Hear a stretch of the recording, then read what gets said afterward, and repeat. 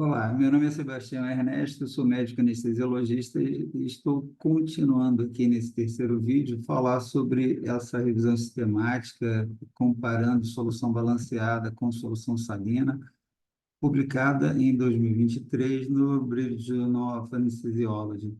Aqui a gente ainda está comentando um pouco sobre a parte de estatística, que deve ser bem conhecida, porque na execução, na elaboração daquela revisão sistemática, os estudos são analisados e deve-se entender um básico do que é necessário fazer em relação à estatística, a escolha das ferramentas para se analisar os dados que vão ser analisados.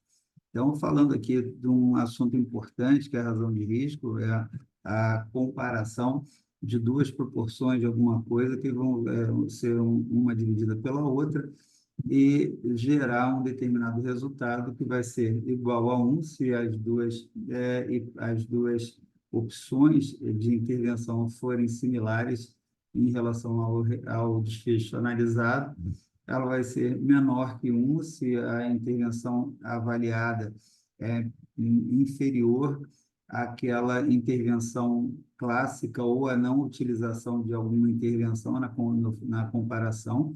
E se o resultado for superior a um, significa que essa intervenção nova ela é superior ao que se fazia anteriormente ou alguma outra opção de intervenção que esteja sendo avaliada.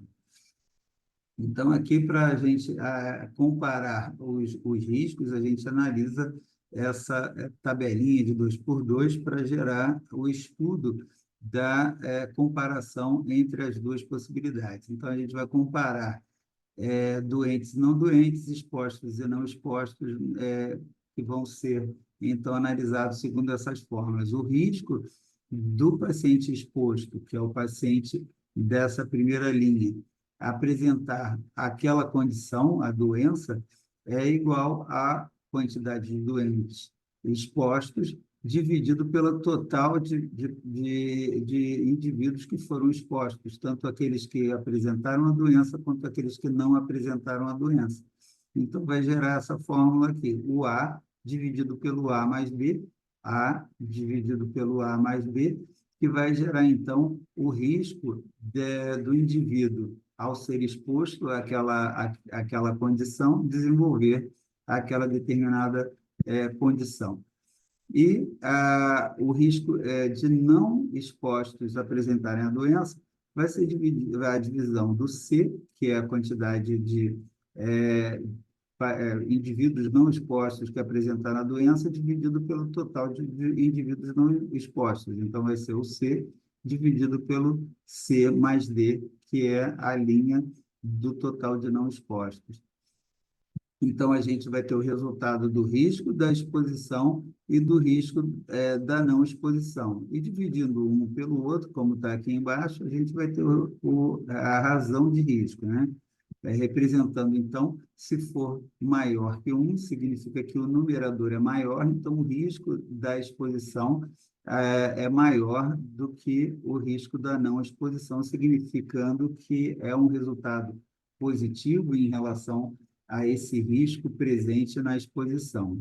Então, maior que um significa que a exposição é realmente relacionada com o aumento da doença, quando comparado com a não exposição. Essa razão de risco que representa uma das medidas de associação entre a exposição, por exemplo, isso pode ser feito de maneira contrária também, a exposição em relação à diminuição da apresentação de doença quando a gente está utilizando alguma medicação, alguma intervenção. Mas esse risco, essa razão de risco, então, vai apresentar o risco relativo quando está relacionado com incidência, com incidência de alguma situação, que a gente pode comparar a incidência com exposição e incidência sem exposição daquela condição, e normalmente elas são utilizadas também em estudo de coorte, tanto para incidência quanto prevalência. A prevalência, a gente lembra que é uma foto daquilo que se apresenta nesse momento, ou seja, a quantidade de casos positivos numa determinada amostra ou numa determinada população, enquanto a incidência é a apresentação de casos novos em determinado período de tempo, quando há exposição àquele fator teoricamente causal. E, novamente, quando há um resultado maior que um, significa que há maior risco naquela exposição, e quando for menor que um, a menor é um efeito protetor, é um efeito menor com aquela exposição. A razão de risco também pode ser utilizada como, então, razão de prevalência, onde a prevalência frente a uma exposição é dividida pela prevalência na ausência da exposição, gerando o mesmo resultado, a razão de risco para a condição estudada. Existe também a possibilidade do exame do odds ratio, que é uma situação diferente, está mais relacionada a outros tipos de estudos, e a gente, ao invés de dividir o A pelo A mais B, a gente vai dividir o A pelo C, para saber o risco dessa exposição. E, então, o odds da exposição nos casos vai ser, então, a divisão do número de casos de indivíduos expostos pelo número de casos sem a exposição. Então, o A dividido pelo C, na verdade, vai apresentar o risco, vai relacionar o risco da exposição com o risco da não exposição de uma maneira direta, enquanto os casos controles, os casos sem doença, então a gente vai dividir o B pelo D, né? Ao invés de a gente dividir o A pelo A mais B, o C pelo C mais D, a gente vai dividir o A pelo C, e depois para saber o risco na não exposição, a gente vai dividir o B pelo D. E aí, na hora da gente saber a razão desse risco, a gente vai dividir, então, essa fração A dividido por C, dividido por B, dividido por D. Então, apresenta essa fórmula aqui, que no final das contas vai dar um resultado cruzado, que é o A vezes o D, dividido pelo C vezes o B. É só desenvolver a fórmula que a gente chega a essa outra fórmula mais facilitada. Então, ocorre o cruzamento em multiplicação A vezes D, dividido pelo C vezes o B, gerando essa outra fórmula. Isso é a odds ratio, que normalmente é utilizado em situações de coorte, caso controle, e estudos transversais, menos utilizado nos estudos de incidência, devido a fatores estatísticos que levam à imperfeição naquela utilização. De qualquer forma, quando a gente está estudando a estatística, lendo aquele artigo, a gente tem que entender que na divisão, no estudo da comparação de proporções, a gente vai dividir uma proporção por outra para saber o odds ratio, ou a razão de risco, que normalmente vai dar um resultado perto de 1 quando não tiver significância estatística, ou vai ser maior que isso quando o risco for aumentado, e menor que 1 quando o risco for reduzido. Aqui nessa representação, nesse diapositivo, a gente tem vários estudos aqui que analisaram uma determinada comparação de proporções, ou seja, a razão dessas proporções, e quando o intervalo de confiança dessa comparação cruza a linha de igualdade, que no caso é 1, porque compara-se proporções, é uma dividido pela outra, então, se divide, elas são iguais, vai ser igual a 1. Então, quando o intervalo de confiança cruza a linha da unidade, da igualdade, significa que ela não tem poder, não tem significância estatística.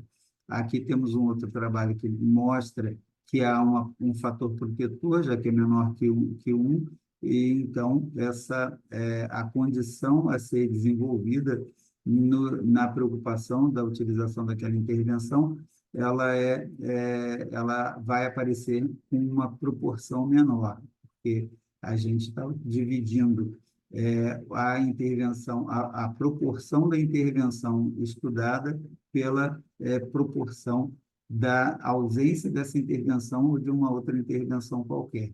Então, se essa intervenção estudada apresentou menos risco, ela vai ser, o intervalo de confiança vai estar à esquerda da unidade de igualdade. E, ao contrário, esse outro artigo aqui, ele mostrou que a intervenção ela leva ao risco de acontecimento de alguma coisa, que pode ser alguma coisa boa ou alguma coisa ruim, depende do desfecho que a gente está analisando, e vai estar mais à direita. E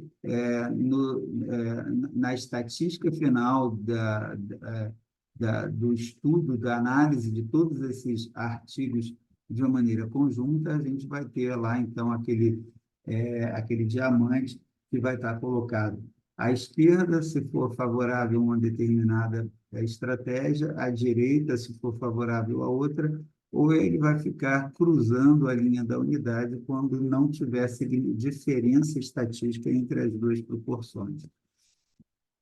Quando a análise for feita para a diferença em relação a variáveis numéricas, a gente tem a possibilidade, quando houver uma distribuição simétrica, que tende a ser chamada como distribuição normal, essa distribuição normal, que também é calculada através de testes estatísticos, ela, se confirmada, leva a possibilidade de utilização dos chamados testes estatísticos paramétricos, são aqueles que utilizam a média das variáveis, e se há uma distribuição normal nos dois grupos, ou mais de dois grupos, isso leva à possibilidade de utilização, então, desses testes paramétricos que vão gerar para a gente o valor de média e de desvio padrão, gerando, então, respostas estatísticas mais ricas, de mais informação, podendo apresentar um detalhamento maior na questão da utilização da intervenção e da intensidade da resposta. Quando essa comparação entre duas variáveis, em que as variáveis numéricas não apresentam uma distribuição normal, não atingiu aquele pressuposto de normalidade, aí o teste estatístico não fica muito confiável se você for utilizar a média, devido à possibilidade de alguns dados estarem tendendo mais para um lado do que para outro nessa curva de normalidade. Pode acontecer, por exemplo, quando a gente tem os chamados outliers, que são resultados na avaliação de um participante ou outro, que extrapolam muito aquela que seria a média daquela amostra. Então, isso tende a levar a desviar a curva de normalidade para um lado para o outro, e se essa assimetria for significativa, a gente não deve usar, então, os testes paramétricos, a gente usa os testes não paramétricos, que levam em consideração a utilização de mediana e de diferença interquartil, que são respostas mais utilizadas de maneira mais correta nessas distribuições não normais. Então, é um pressuposto que deve ser atingido quando a gente decide usar o exame o teste paramétrico, que vai dar, então, a resposta em termos de média e de desvio padrão. Mas isso aí vai depender das variáveis dos dados que a gente obteve daquele estudo, então, que a gente coletor de dados naquele determinado estudo, vai ser analisado segundo testes de normalidade, para ver se a gente pode usar média, e se não tiver normalidade, a gente vai utilizar mediana. A moda ela é um pouco utilizada na obtenção de análises estatísticas, mas só para a gente entender, para quem não tem experiência. Então, aqui a gente tem 9 resultados de uma determinada coleta de dados. Tem 2, 3, 5, 6, 9 e 8. São 9 números no total, 4 de um lado, 4 de outro, e um determinado número no meio. Então, são 9 respostas de coleta de dados, cada uma gerando um determinado número, e esses números eles vão ser avaliados estatisticamente se eles têm normalidade ou não. Se eles tiverem normalidade na distribuição, na análise estatística, então a gente o teste vai somar todos esses números, dividir por 9, que é a quantidade de dados oferecidos nessa pesquisa, nessa coleta de dados. Então, a gente tem 9 dados, cada um desses dados com um número respectivo. E a gente soma todos esses números, divide pelo número de resultados para atingir a média. Nesse caso aqui, essa outra amostra teve 1, 2, 3, 4, 5, 6, 7, 8, 9 também, e esses 9 números aqui geraram uma média de 5,11. Então, os resultados foram somados e divididos pelo número de resultados para dar uma média determinada. Mas, se por acaso essa amostra aqui não teve normalidade, no teste de normalidade, a gente vai usar a mediana, que é o número que fica ali no meio, e essa mediana vai ser acompanhada pelo teste estatístico da diferença entre os intervalos interquartis. Então, são formas de você utilizar as variáveis e os dados obtidos no estudo para escolher o teste certo segundo a adequação daquele resultado. Quando há uma normalidade, supõe-se que essa normalidade gera, então, um número central que vai ser igual à média, que muito provavelmente vai ser igual ou muito próximo da mediana. Esse número sendo próximo da mediana significa que houve uma normalidade, uma curva normal, e essa curva normal gera um cálculo estatístico que dá também o número de desvio padrão. Então, para cada um desvio padrão, a gente vai ter uma determinada proporção de quantidade de resultados daquela coleta de amostra. Dizemos que entre o desvio padrão abaixo e outro acima da média, a gente vai ter 68,2% dos resultados daquela coleta de dados. Se a gente abraçar dois desvios padrões para a esquerda e 2 para a direita, a gente vai ter 95% dos resultados. E se a gente estender isso a 3 desvios padrões para a esquerda e para a direita, a gente vai ter quase 100% dos resultados. A curva de normalidade ela é representativa do que acontece na natureza quando a gente tem um número de amostra suficiente para uma inferência do que a gente vai encontrar no estudo. Por exemplo, a gente avaliando a dosagem de glicemia, se a gente pega uma amostra grande o suficiente que consiga representar a população estudada, a gente vai gerar uma curva de normalidade, e essa curva de normalidade vai abraçar quase todos os pacientes com glicemia normal, entre um desvio padrão para baixo e um para cima. E à medida que você vai se distanciando da média daquele resultado, daquele estudo, a gente vai começar a encontrar os outros indivíduos que se encontram fora do que é considerado aquela normalidade da população. Esse resultado da análise estatística vai mostrar, então, essa curva de normalidade, a amostra é suficiente, se aquele estudo está sendo bem conduzido. Se a amostra é muito pequena, mesmo que o estudo esteja sendo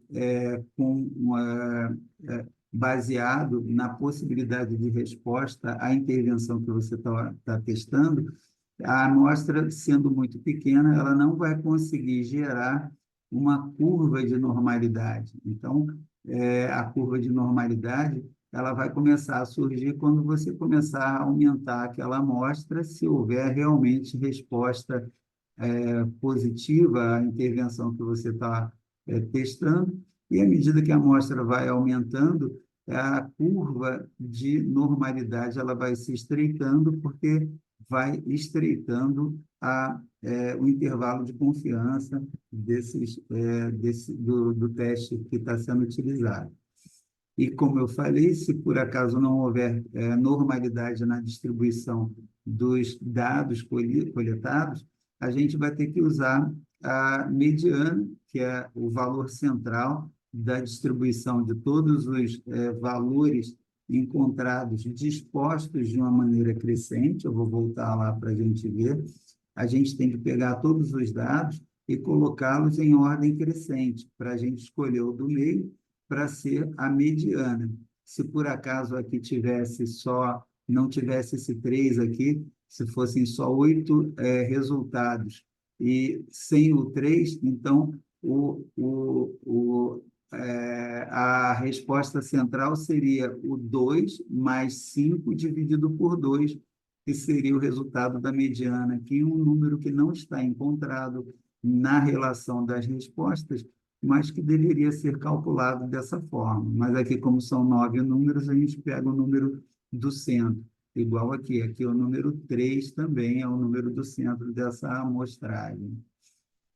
Então, a gente pega o resultado central em relação à quantidade de respostas encontradas e a gente tem, então, divide aqueles resultados todos, né, não os números absolutos, mas a quantidade de respostas, em 4 partes, que vão ser representantes de 25% das respostas, mais 25%, mais 25%, mais 25%. Então, esses 100% representantes de todas as respostas encontradas na coleta de dados vão ser divididas dessa forma, e a mediana vai ser o quartil central, enquanto a gente vai ter como resultado do estudo essa mediana, o valor que estiver representando aqui o valor central, e de importância para a gente saber a distribuição dos dados, a diferença entre aquele número que a gente encontrou no primeiro quartil e aquele número que a gente encontrou no terceiro quartil. No exemplo anterior, exatamente como aqui a gente tem 4 números na primeira metade, o primeiro quartil seria esse 1 mais 1 dividido por 2, que é igual a 1. O terceiro quartil seria o 9 mais 6, que é 15 dividido por 2, daria 7,5. 7,5 menos 1, 6,5 seria a diferença interquartil dessa amostra. Então, essa é a forma de se representar o resultado de uma comparação numérica quando a distribuição não é normal. Nesse outro exemplo aqui, a gente tem uma mediana de 8 e uma distância interquartil. O quartil primeiro aqui é o 5 dividido pelo 4, já que nessa primeira metade a gente tem 4 números. Para a gente descobrir a, entre aspas, mediana desses 4, a gente divide a soma dos números centrais, quando aqui é o número par. Então, a gente tem 4 resultados, então tem que somar o segundo com o terceiro, dividido por 2. Então, o primeiro quartil deu um resultado de 4,5. O terceiro quartil vai dar um resultado também dividindo a soma dos dois números centrais, 10 mais 9, 19 dividido por 2 dá 9,5. Então, a diferença interquartil vai ser 9,5 menos 4,5, que é igual a 5. Então, o resultado dessa amostra aqui vai ser mediana 8, com a diferença interquartil de 5. Esse é o resultado que se apresenta normalmente quando a gente faz um exame, um teste não paramétrico, que vai mostrar mediana e diferença interquartil.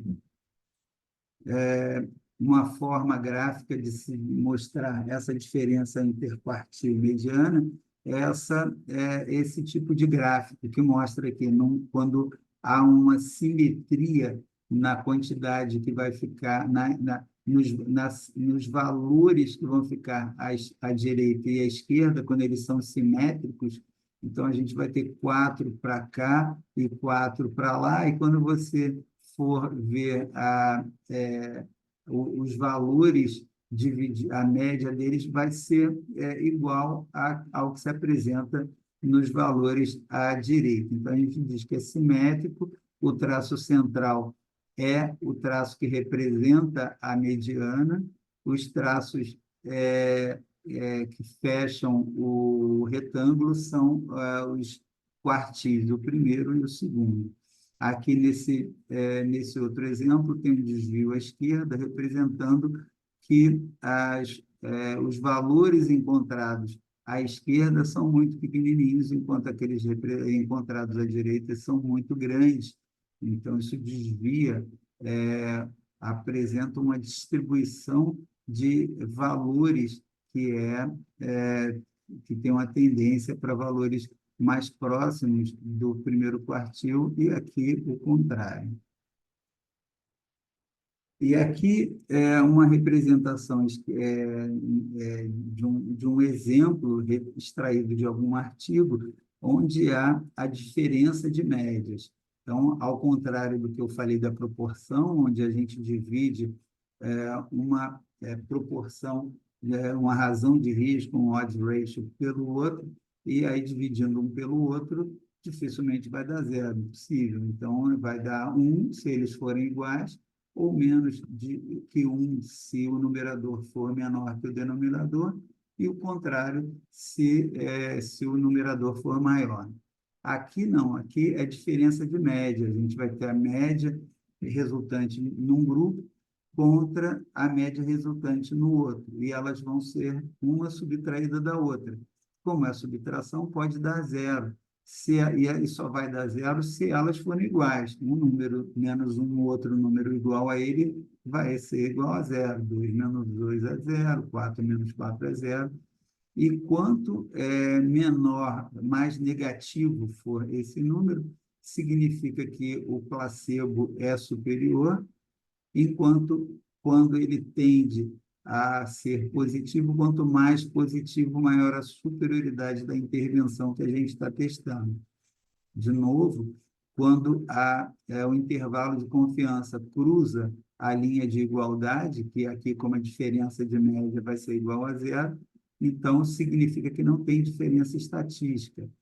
Todos os intervalos de confiança cruzaram aqui a linha de igualdade, significando que todos eles mostraram que não há diferença estatística entre a intervenção e o placebo.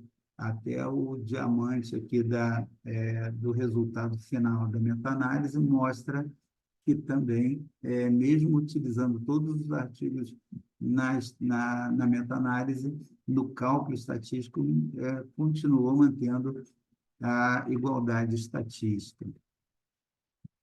Aqui é feita a observação sobre a heterogeneidade daquele estudo que está sendo feito, daquela meta-análise.